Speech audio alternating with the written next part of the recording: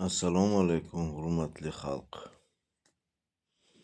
Bu animal temperaturalar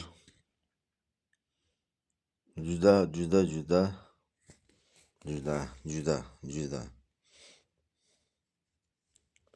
shubhali. Men dunyoga kelganimga o'zi 67 yil bo'ldi. 67 yildan buyon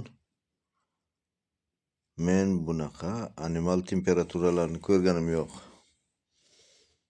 Bu temperaturalarni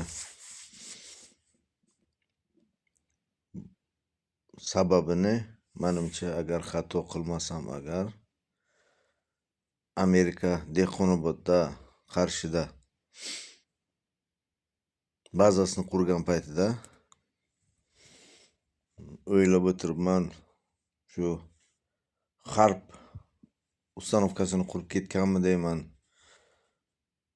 Bu animal temperatura o'sha Dehqonoboddan Amerika bazalari chiqib ketgandan keyin paydo bo'ldi. Avval zamonlarda bunaqa animal temperaturalar bo'lmasdi. Shu narsalarga e'tibor berishlaringizni so'rab qolaman. O'sha Dehqonoboddagi Amerika bazalari joylashgan territoriyalarda qayerdadir yer ostida harb ustanovkalari bo'lishi kerak. Agar xato qilmasam, men demoqchimanki, o'sha territoriyalarni bir kuzatish kerak, tekshirish kerak. Ular Amerikadan o'tirib ham bu narsalarni kontrol qilib biladilar.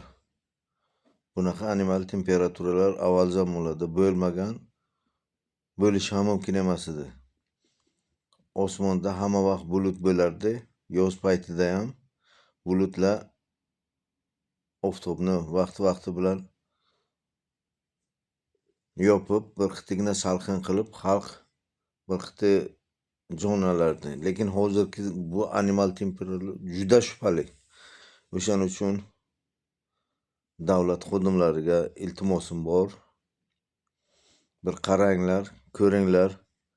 Qarshi zonasida ana shu harb ustanovkasi qo'yilgan bo'lishi mumkin degan shubha bor. O'shani bir tekshirib ko'ringlar, iltimos. Bu judadan ham o'tib ketdi. Umuman ko'chada yurib bo'ladigan balo emas. Bu meni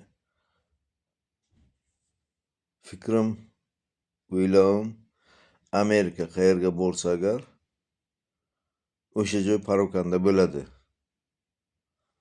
Dehqonobodga e'tibor berishlaringizni so'rayman davlat xodimlaridan. Iltimos.